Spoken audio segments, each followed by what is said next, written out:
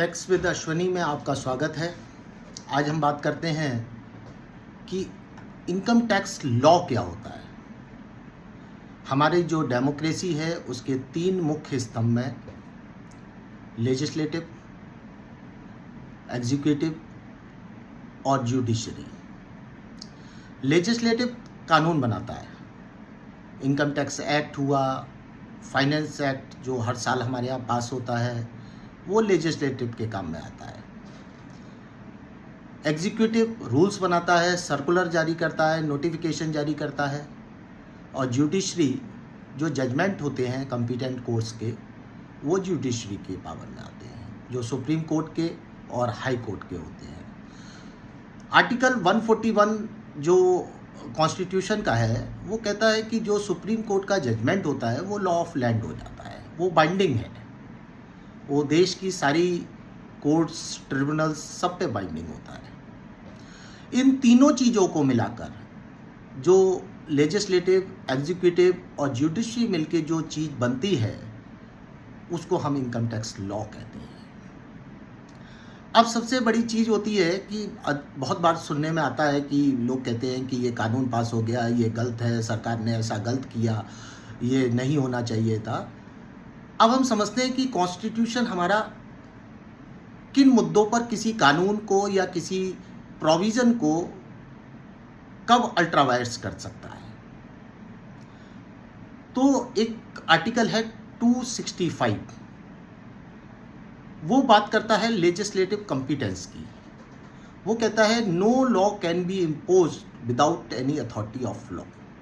मतलब चाहे पार्लियामेंट हो या स्टेट लेजिस्लेटिव हो, उसके पास पावर होनी चाहिए। और ये पावर आती है हमारे यहाँ article 246 read with 7th schedule of constitution से, जिसमें 3 तरीके की लिस्ट दी गई है, लिस्ट 1, लिस्ट 2, लिस्ट 3। लिस्ट 1 में पार्लियामेंट को पावर है कानून बनाने की, लिस्ट 2 में स्टेट असेंबली को पावर है कानून बनाने की, और लिस्ट 3 कंकरेंट लिस्ट होती है जिसमें दोनों को पावर होती है। तो आर्टिकल 265 के मद्देनज़र अगर हम इसको रीड करें 246 के साथ और 7th शेड्यूल के साथ, तो हमें पता चलता है कि किसको पावर है। अब थर्ड लिस्ट में अगर कोई कानून बनता है तो स्टेट गवर्नमेंट ने भी बना दिया और सेंट्रल गवर्नमेंट ने भी बना दिया। तब अगर कहीं कन्फ्लिक्ट होता है तो एक डॉक्ट्रिन होती है, डॉक्ट्रिन ऑफ रिपग्नेंसी, और जिसको हमारा आर्टिकल 254 रिकॉग्नाइज भी करता है। वो कहता है कि in case of any conflict between the state law and the central law will prevail. तो ये लेजिस्लेटिव कॉम्पिटेंस की बात आती है। दूसरा मुद्दा होता है किसी कानून या प्रावधान को देखने के लिए आर्टिकल 13 के अंतर्गत। वो कहता है कि हमारे मौलिक अधिकार जो फंडामेंटल राइट्स हैं उनका हनन नहीं होना चाहिए।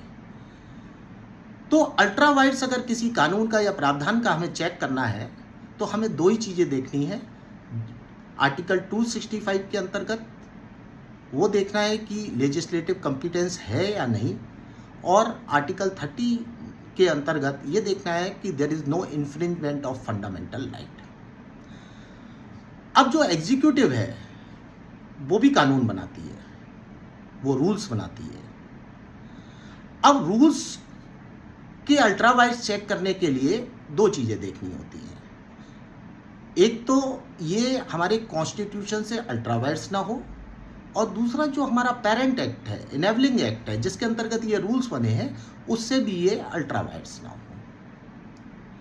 इस तरीके से हमारा जो टैक्स का फ्रेमवर्क है, इम्पोजिशन है, वो लागू होता है हमारे देश में।